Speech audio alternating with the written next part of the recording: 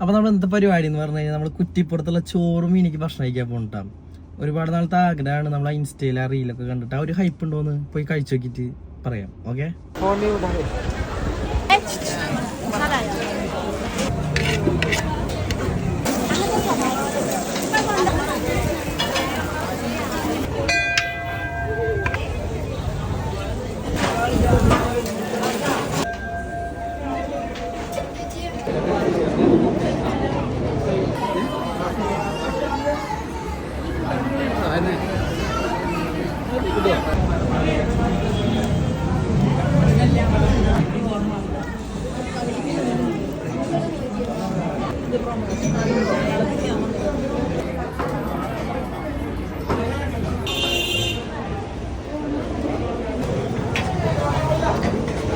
നമ്മളങ്ങനെ ചോറും മീനും ഭക്ഷണം കഴിച്ചുവിട്ടാം. നല്ല അടിപൊളി ഫുഡായിരുന്നു, നല്ല സർവീസായിരുന്നു, എല്ലാം അടിപൊളി.